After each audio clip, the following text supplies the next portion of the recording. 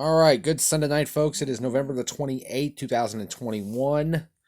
Uh, Big news today in the world of college football. Two big moves. Florida Lane's Billy Napier is their next head coach, and the stunner of the day, USC plucks Lincoln Riley away from Oklahoma. Home run by SC, grand slam by SC. They went out, got the biggest name coach they could, and Lincoln Riley was sitting there thinking, we're going to be in the Big 12, we're going to be in the SEC, we're going to get lost in the shuffle. Alabama, LSU, Texas, A&M, Georgia, Florida, Auburn, Arkansas starting to make a move. Ole Miss, Lane Kiffin.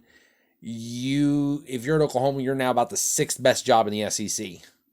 You might be top five if you're on a good year.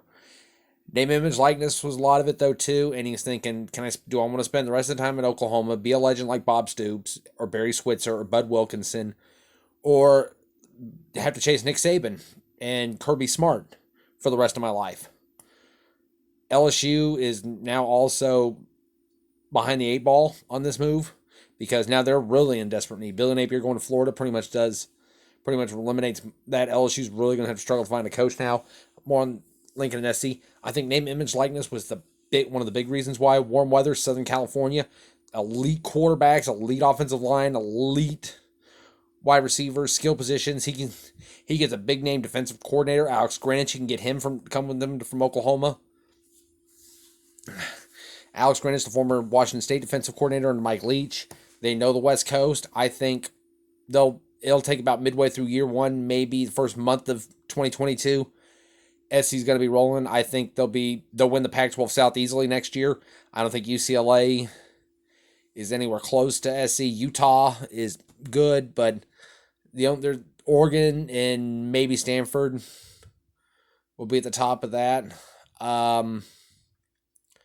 Arizona and Arizona State are complete disasters. Herm Edwards has got Arizona State knee-deep in NCAA probation. Jed Fish, Arizona is completely and totally irrelevant. It's going to be one of those things right now where it's going to be USC's league and everybody else is just here. It's USC's league and everybody else is just playing in it, though, too. It's going to be who's going to be playing for second place in the Pac-12 South, who's going to be playing for second place in the Pac-12 period. Oregon, I think, might be about the closest they get, but who knows right now. This was a stunner. I think Lincoln was realizing I don't want to chase Alabama. I don't want to chase Georgia. I don't want to chase Florida. Lincoln's got the name of him is liking this thing. He'll win big. He is a star, big name, flashy. He looks LA.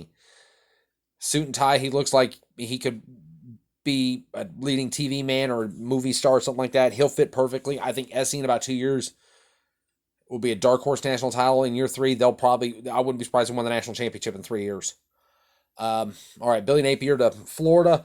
I love the move for Florida. They needed a recruiter. Dan Mullen tried to do what he did at Mississippi State. We'll develop the players. We'll go from there. And it just failed. The defenses failed. They couldn't recruit. And in the SEC, you've got to recruit. Oh, excuse me. You've got to hit the ground running in recruiting every single day. Kirby Smart goes out and recruits every day. Nick Saban recruits every day. Sam Pittman recruits every day. Jimbo Fisher goes out and recruits every day. Lane Kiffin's out recruiting every day. Mike Leach is out recruiting every day. Brian Harson's out recruiting every day. Shane Beamer. It's a 24/7 recruiting marathon. That's probably one reason why Lincoln Riley left Oklahoma. He didn't want to go have to recruit 24/7. He knows where the talent's going to be in California. He's going to go out there and do it. Billy Napier is young. He's dynamic. One thing I like about Napier, though, too, he was a former Nick Saban assistant, but he's been around Dabo Swinney at Clemson. He was Dabo's offensive coordinator when he became the coach there in the late 2000s. He's been around Todd Graham. Todd Graham, dogged recruiter, underrated head coach. I still think Todd Graham's one of the most underrated coaches in college football right now.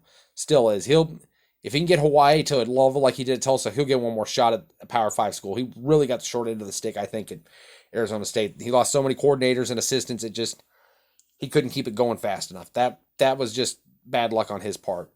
But Billy Napier, I think Florida will be contending. It might take a little longer than I thought because that Florida program is a complete and absolute mess, though, too. The facilities are coming. It's just needs a little more time. So Lincoln Riley's an A-plus hire. I give the Napier hire a B-ish move. I think if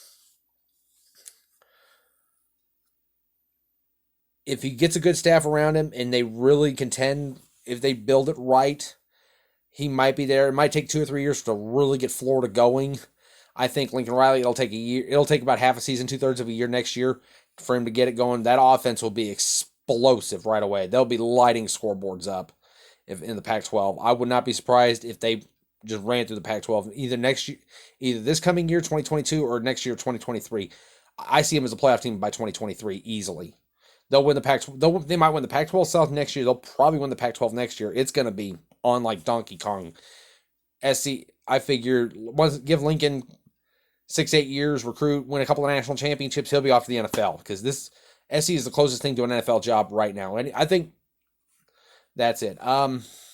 Remember, if you like these videos, remember like, comment, subscribe, and hit the notification bell for more updates. Thank you. Have a great night. Talk to you later.